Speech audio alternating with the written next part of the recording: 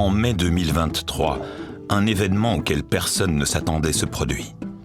Pour la première fois dans l'histoire de l'économie mondiale, la part du Sud, de 5 pays émergents, dépasse la part du Nord dans l'économie mondiale. Le poids économique du Sud s'accroît.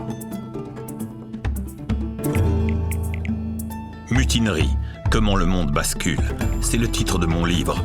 Je m'appelle Peter Mertens et je crois que les gens veulent savoir, vraiment savoir comment les rapports de force sont en train de basculer dans le monde. D'où ce projet, un livre, une docu-série et maintenant un podcast. Je donne la parole à ceux qui sont sur le pont inférieur du navire, au personnel infirmier et aux ouvriers du secteur automobile en grève dans le Nord, mais également aux mineurs et aux agriculteurs dans le Sud.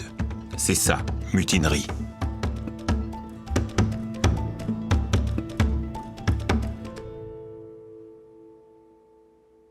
Voici le 4e épisode de Mutinerie.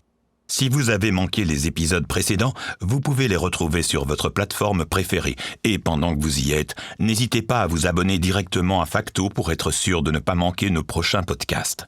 Il s'agit donc du 4e épisode de ce podcast, qui correspond également au 4e chapitre de mon livre. Et ce chapitre est définitivement placé sous le signe de la mutinerie.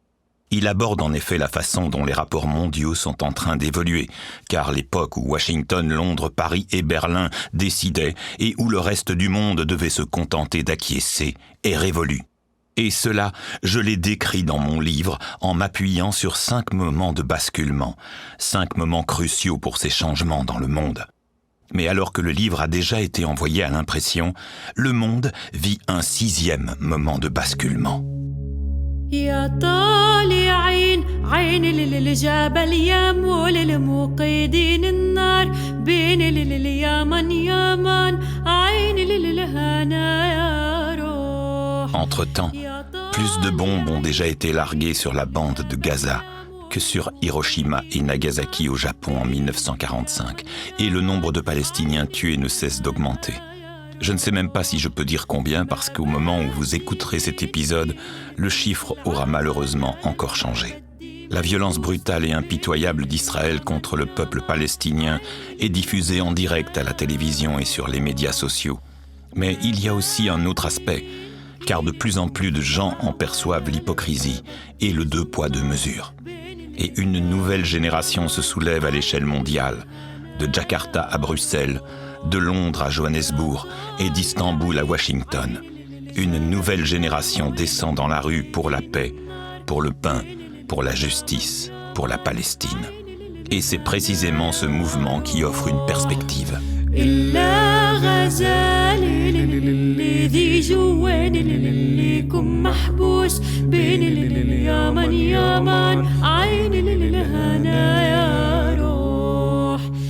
La chanson que vous venez d'entendre s'appelle Yatalein et je l'ai découverte sur Instagram.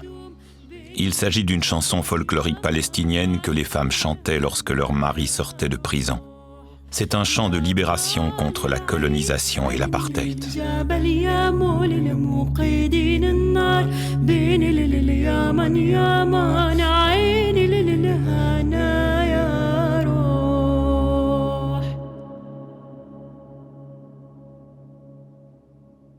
Un jour, j'ai entendu Craig Mokhiber, avocat américain spécialisé dans les droits humains, déclarer ce qui suit à propos de la situation en Palestine. Cette année, nous célébrons le 75e anniversaire de la Déclaration universelle des droits de l'homme, qui constitue la pierre angulaire du mouvement des droits de l'homme dans le monde. Mais 1948 a également été l'année de la Nakba en Palestine. Cette année-là, 450 villages palestiniens ont été détruits et 750 000 Palestiniens ont été expulsés. C'est aussi l'année où l'apartheid a été instauré en Afrique du Sud. Mokhiber a raison. L'année de la Déclaration universelle des droits de l'homme, 1948, a également été l'année de naissance de l'apartheid en Afrique du Sud et l'année de la Nakba, la grande catastrophe ou l'exode palestinien.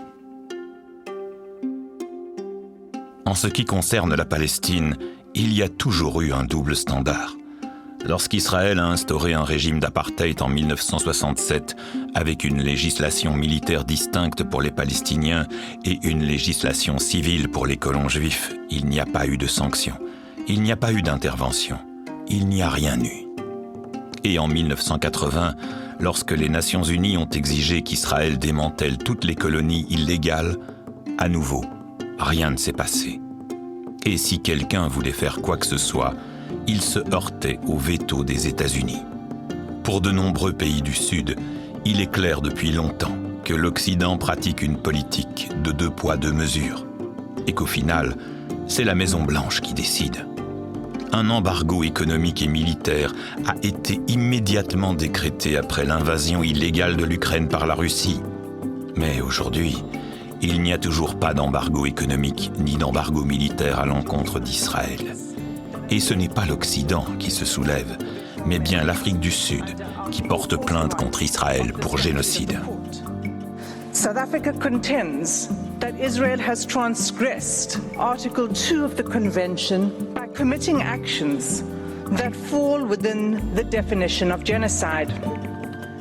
Il est clair que ce qui se passe en Palestine constitue un point de basculement, un glissement dans les rapports entre le Nord et le Sud de la planète.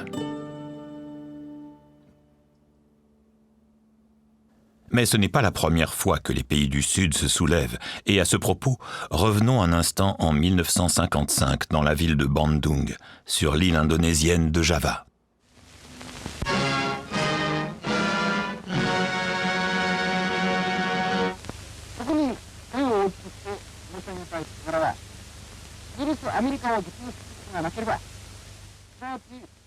Pendant des années, en Occident, on nous a soutenu que c'était simplement la mission des puissances européennes de coloniser d'autres pays.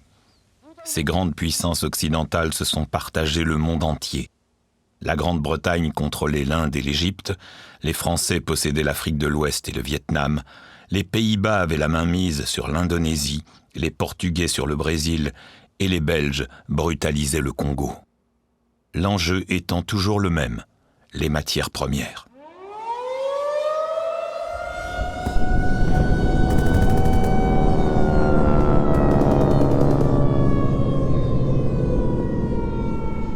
La Seconde Guerre mondiale a grandement modifié les rapports sur notre planète.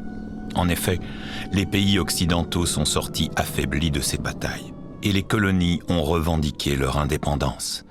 Et elles l'ont gagnée dans les années 1950 et 1960.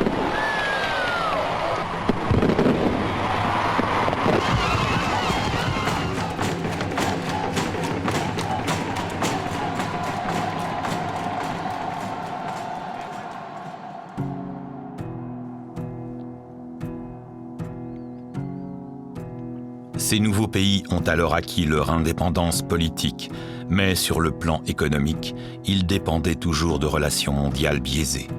Et cela devait changer. C'est ainsi que plusieurs pays du Sud se réunissent dans la ville de Bandung, à Java, en 1955. Ils se rassemblent derrière une plateforme qui allait plus tard devenir le mouvement des pays non alignés.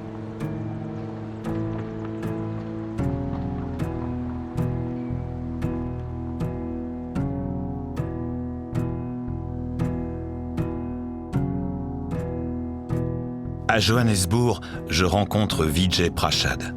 Vijay est un historien indien spécialisé dans l'histoire du développement des pays du Sud global. Et il me dit qu'à l'époque de Bandung, il y avait en fait 2 mondes. Le premier monde, le capitalisme, et l'autre monde, le socialisme. Mais de nombreux pays du Sud ont dit « Écoutez, nous ne voulons être assimilés à aucun de ces 2 blocs. Nous voulons suivre notre propre voie. » D'où le terme de « tiers-monde ». Les pays réunis à Bandung ne veulent pas participer à la guerre qui se prépare à l'époque entre les États-Unis et l'OTAN d'une part et l'Union soviétique d'autre part. Ces pays veulent utiliser leurs propres richesses pour leur propre développement. They said, look, we don't want to waste our precious wealth, whatever little wealth we have, on the arms race. Because that's a waste. We don't want to get caught up with military bases of the US or whatever. So we want development and we don't want your war. These were the 2 points.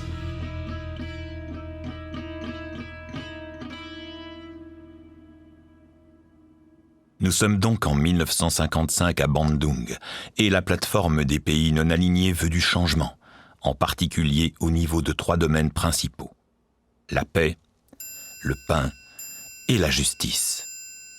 La paix se situe au premier coin de ce triangle. Le champignon atomique flottant au-dessus d'Hiroshima au Japon est encore gravé dans l'esprit de nombreuses personnes. En outre, la guerre de Corée vient à peine de se terminer et entre-temps, une course aux armements a déjà commencé entre 2 superpuissances, les États-Unis et l'Union soviétique. Et la menace d'une escalade de la guerre froide fait naître chez tout le monde un désir de paix. Au deuxième coin du triangle, le pain. Ces jeunes pays qui viennent d'accéder à l'indépendance héritent donc d'un pays appauvri et disposent de peu d'infrastructures sociales. La faim sévit et ils sont contraints d'exporter. Cela signifie que les agriculteurs cultivent des produits destinés à l'exportation alors qu'ils souffrent eux-mêmes très souvent de la faim. Cela signifie également qu'il y a peu d'industrie et donc peu de développement industriel pour aller de l'avant. Il n'y a tout simplement pas de place équitable pour ces pays dans l'économie mondiale. Ces pays déclarent donc qu'ils veulent un nouvel ordre économique international dans lequel les pays du Sud ont une place équitable.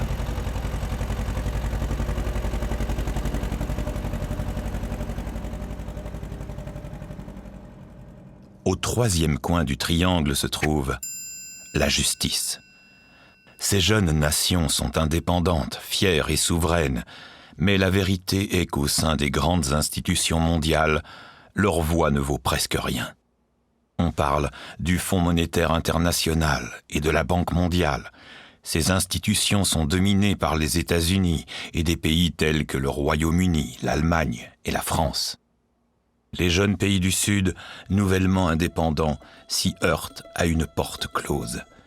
Et ils trouvent que cela doit changer.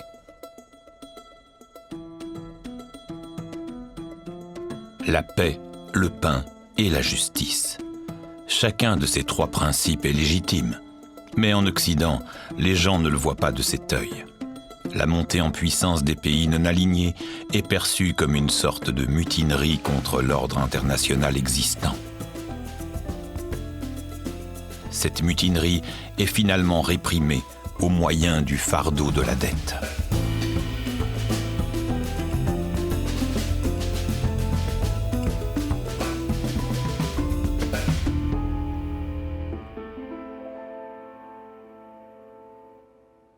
Car lorsque ces colonies gagnent leur indépendance dans les années 1950 et 1960, leurs économies sont au plus bas. Elles ont donc besoin d'argent. Et ces pays ne peuvent emprunter de l'argent qu'auprès d'institutions occidentales telles que le Fonds monétaire international. Mais le FMI impose ses propres conditions à ces pays. Ils deviennent donc dépendants de ces institutions. Pour rembourser ces prêts, ils doivent disposer de dollars. Et le seul moyen d'obtenir des dollars est d'exporter.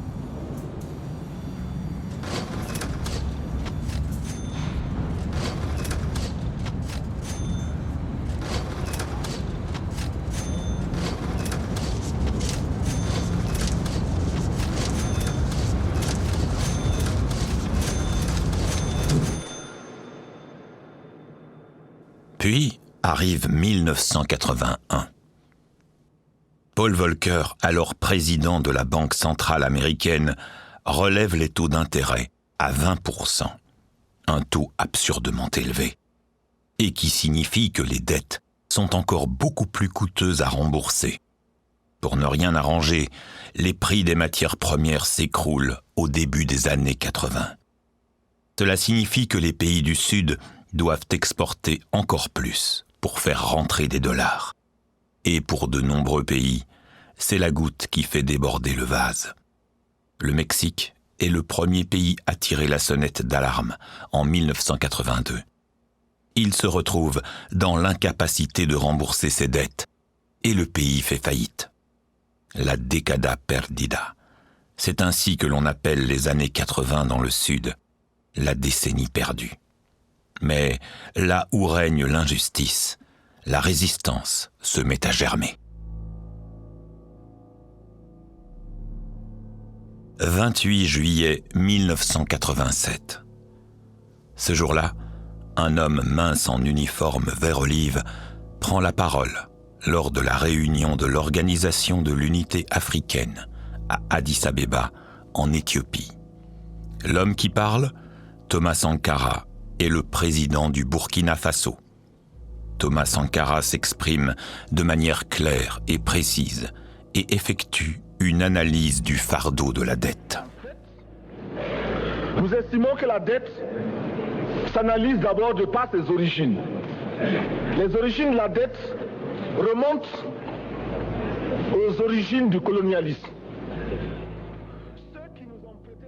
Il affirme que l'origine de cette dette remonte au colonialisme et que la dette actuelle est en fait une reconquête organisée de l'Afrique. Son pays, le Burkina Faso, ne remboursera dès lors plus sa dette extérieure. Il déclare aussi que si seul le Burkina Faso refuse de payer sa dette, il ne sera pas présent à la prochaine conférence. Si le Burkina Faso tout seul refuse de payer la dette, je ne serai pas là à la prochaine conférence. 3 mois plus tard, Thomas Sankara est assassiné. Son aspiration à la liberté lui vaut de rester dans les mémoires comme le Che Guevara africain.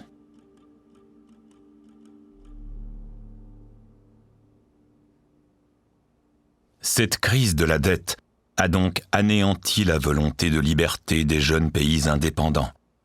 Mais un autre élément a également joué un rôle. Il s'agit de la chute de l'Union soviétique en 1991. Depuis la Seconde Guerre mondiale, le monde est divisé en 2 blocs. La sphère d'influence des États-Unis d'un côté et celle de l'Union soviétique de l'autre. En histoire, on appelle cela un moment bipolaire.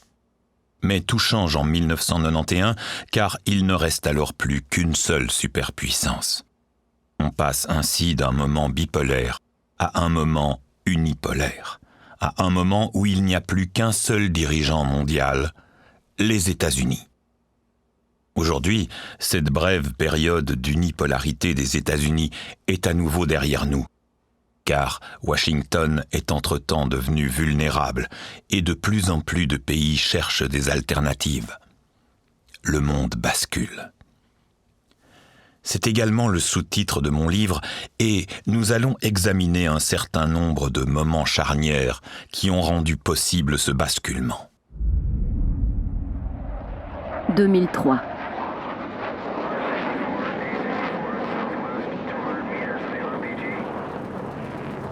Le premier moment survient en 2003. Cette année-là, une alliance dirigée par l'armée américaine envahit illégalement l'Irak.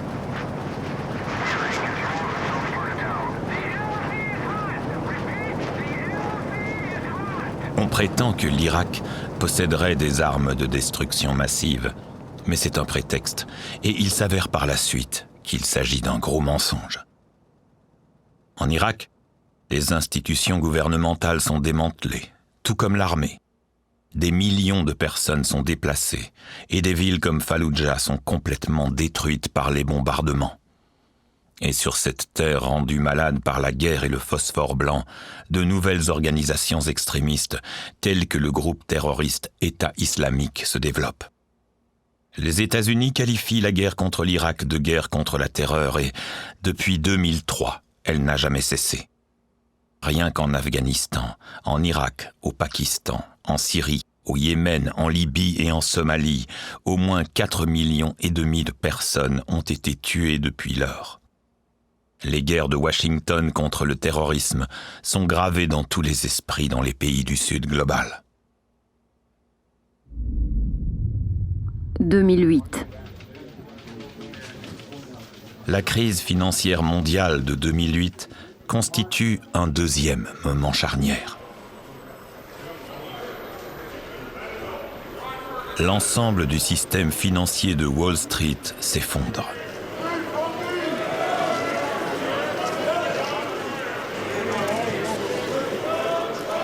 À ce moment-là, la crédibilité des institutions financières occidentales s'effondre.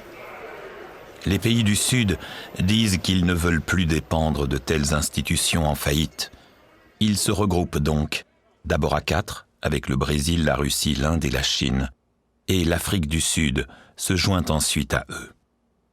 Ensemble, ils forment les BRICS, l'acronyme étant composé des premières lettres de leurs noms respectifs. Ils sont à la recherche d'un nouvel agenda Sud-Sud.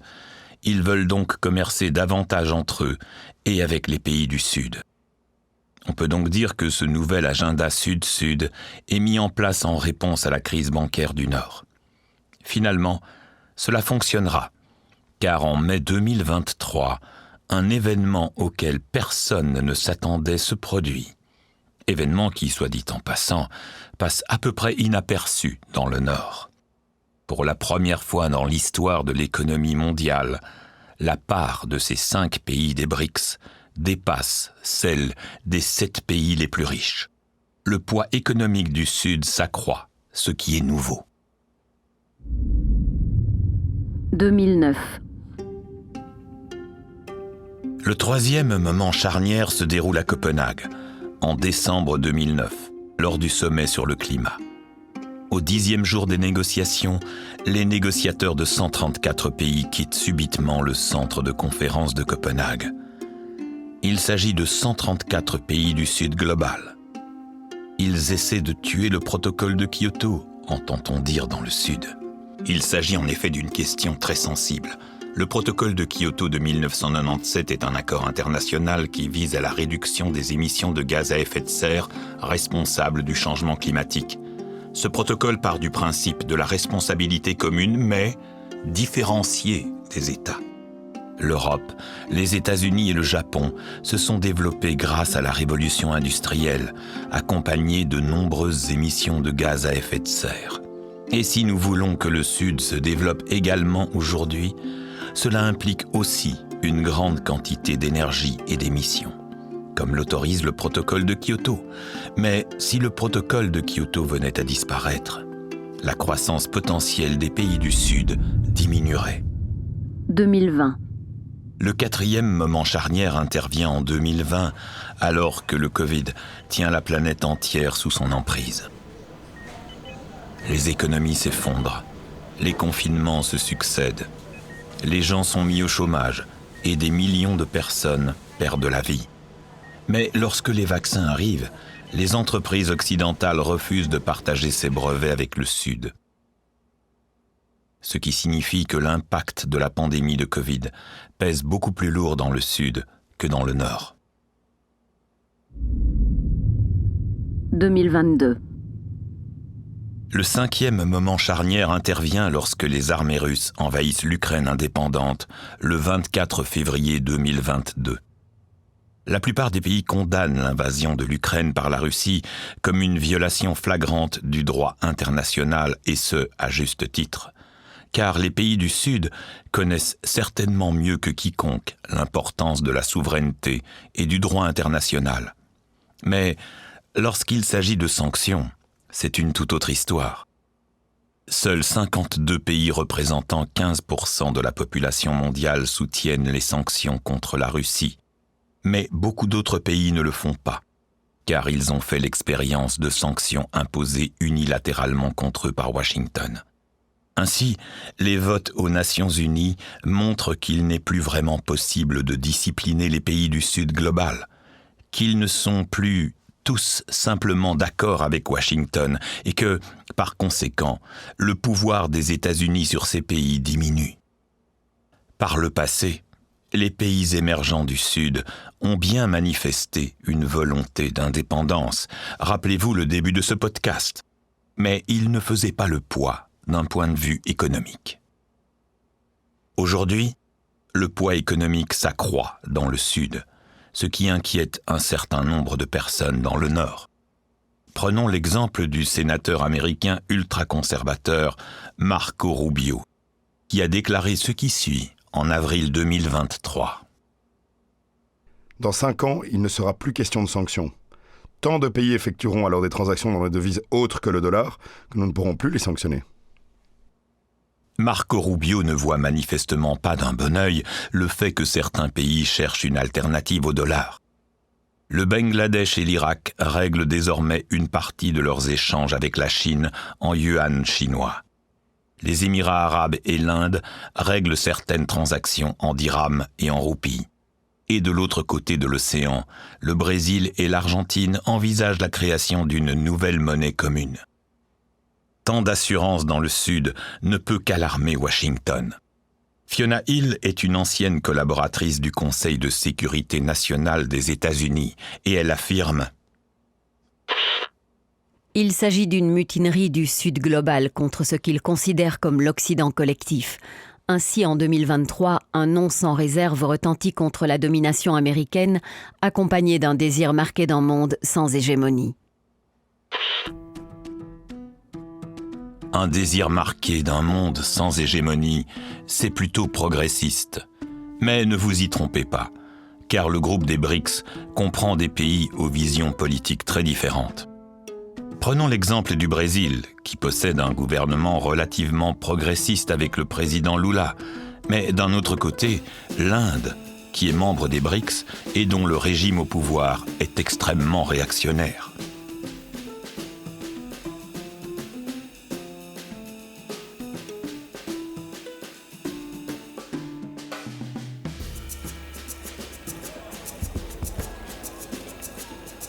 Lorsque j'étais à Londres pour interviewer Grace Blakeley pour mon livre, j'ai également été invité à South Hall, le quartier indien de Londres, que l'on appelle parfois Little Punjab parce que beaucoup de personnes d'origine indienne y travaillent. L'une de ces personnes est Arsev Bains, qui était le président de l'association indienne locale, mais aussi de la plus grande organisation syndicale indienne du Royaume-Uni. Nous y avons bu du thé au lait, ce qui était nouveau pour moi d'ailleurs. Et tandis que la petite cuillère tintait dans les tasses, Arsev m'a parlé de l'Inde. Oui, dit-il, d'un côté, il y a le développement technologique qui a fait de nous le premier pays au monde à réussir un alunissage sur le pôle sud de la Lune. Tout cela permet également à l'Inde de bénéficier d'un grand nombre de développements technologiques et de connaissances. Et cela contribue également au fait que l'Inde ne se contente désormais plus d'écouter Washington, ni l'Europe, ni Bruxelles, mais est en train de chercher sa propre voie. Mais il ne s'agit que d'une facette du récit, car d'un autre côté, l'Inde est dirigée par un parti extrêmement réactionnaire, le BJP, un parti national hindouiste qui exacerbe les tensions religieuses. Mais cela ne signifie pas que le peuple se contente de courber l'échine. Et il me raconte l'histoire de la grève des paysans. J'en avais déjà entendu parler, mais je n'en connaissais pas l'ampleur. En effet, ces paysans ont fait grève pendant 388 jours pour protester contre la libéralisation de l'agriculture. 388 jours, plus d'une année donc, fais-je remarquer à Arsev, et il acquiesce. Oui, plus d'une année. Cette année-là, plus de 741 paysans ont été tués par le régime. Mais ils ont gagné, Peter. Ils ont gagné, ces paysans, me dit Arsev. Et ils y sont parvenus parce qu'ils ont dépassé les tensions religieuses entre eux. Il ne faut pas oublier non plus qu'ils ont aussi dépassé le système de caste. Parce qu'ils ont formé un front, y compris avec les ouvriers. C'est ainsi que l'on a assisté à la plus grande grève de l'histoire de l'humanité, avec 1/4 de milliard de personnes en Inde qui se sont mis en grève en faveur des paysans.